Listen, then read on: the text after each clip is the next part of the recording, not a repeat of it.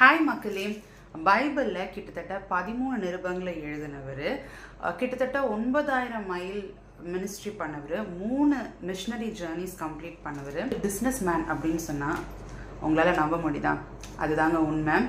நான் யாரை பற்றி சொல்கிறேன் அப்படின்றது உங்களுக்கே தெரிஞ்சிருக்கும். வேதத்தில் கிட்டத்தட்ட 13 நிருபங்களை எழுதி 3 மிஷனரி ஜேர்னிஸ் பண்ணியிருக்க பவுலை பற்றி தான் இந்த நாளில் பார்க்க போகிறோம். அப்போஸ்தலனாகிய பவுல். இவர் ஒரு பிஸ்னஸ் மேன் அண்ட் இவர் பண்ணதுக்கு பேர் என்னென்னா பிஸ்னஸ் ஆஸ் மிஷன். இன்னைக்கு நிறைய பிஸ்னஸ் இந்த பிஸ்னஸ் ஆஸ் மிஷன் அப்படின்ற ஒரு கான்செப்டில் தான் பண்ணுறாங்க. அது என்னங்க பிஸ்னஸ் ஆஸ் மிஷன் அப்படின்னு பார்த்தீங்கன்னா, ஒரு பிஸ்னஸ் இருக்குது அப்படின்னா அது கிங்டம் பெர்ஸ்பெக்டிவ்ல தேவ ராஜ்யத்திற்கு அந்த பிஸ்னஸ் மூலமாக ஒரு நன்மை உண்டாகும்படிக்கு தேவ ராஜ்யத்தை பெனிஃபிட் பண்ணுற மாதிரி தேவ ராஜ்யத்தை மேம்படுத்துகிற தேவ ராஜ்யத்திற்கு உபயோகமாக இருக்கிற ஒரு பிஸ்னஸ். அதுதான் என்ன அப்படின்னு பார்த்தீங்கன்னா பிஸ்னஸ் ஆஸ் மிஷன். நீங்கள் எந்த பிஸ்னஸ் வேணாலும் பண்ணலாம், ஆனால் உங்கள் பிஸ்னஸ் மூலமாக சுவிசேஷம் ஏதோ ஒரு வகையில் அறிவிக்கப்படுகிறது, இல்லைன்னா உங்கள் பிஸ்னஸ் மூலமாக அது வருகிற லாபத்திலிருந்து தேவ ராஜ்யம் கட்டியெழுப்பப்படுகிறது அப்படின்னா நீங்கள் பண்ணிட்டு இருக்கிறது பிஸ்னஸ் ஆஸ் மிஷன். இதுதான் அன்றைக்கு பவுல் பண்ணாரு. பவுல் ஒரு அப்போஸ்தலனாக தேவனால் தெரிந்து கொள்ளப்பட்ட பாத்திரமாக ஒரு ஊழியக்காரராக இருந்தும் கூட தன்னுடைய தேவைகளை சந்திக்கிறதுக்கு என்னைக்குமே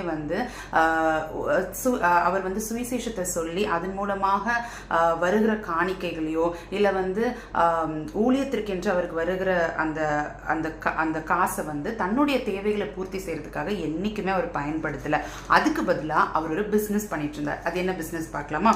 அப்போஸ்தலர் 18வது அதிகாரம் 3வது வசனம். அவர்கள் கூடாரம் பண்ணுகிற தொழிலாளிகளாய் இருந்தார்கள்.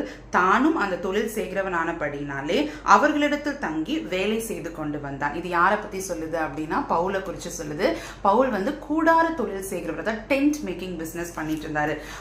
ஊழியம் செய்து, அதாவது முழு நேர ஊழியர்களா இருந்து அந்த ஊழியம் செய்வது நிமித்தமாக அதன் மூலமாக வருகிற அந்த காணிக்கைகள் தங்களுக்கென்று தங்களுடைய தேவைகளை அதுல இருந்து பூர்த்தி செய்து கொள்ளக்கூடாதா அப்படின்னு கேட்டா கிடையாது. அதுல எந்த தப்புமே கிடையாது.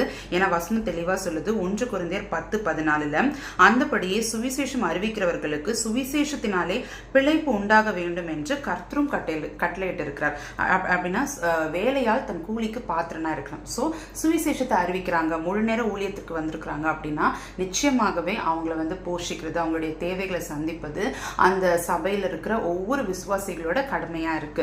ஸோ சுவிசேஷத்தை அறிவிப்பது நிமித்தம் அவங்களுக்கு ஒரு பிழைப்பு இருக்கணும் அப்படின்றது தேவன் கட்டளையிட்டு இருக்கிற ஒரு காரியம் தான். அடுத்த வசனம், ஏன் பவுல் இப்படிப்பட்ட ஒரு காரியத்தை, ஏன் நான் அந்த காணிக்கை எடுத்துக்கிறது இல்லை, சுவிசேஷம் அறிவிப்பதனால் வருகிற அந்த நன்மையை அந்த பணத்தை நான் ஏன் என்னுடைய சொந்த தேவைகளுக்கு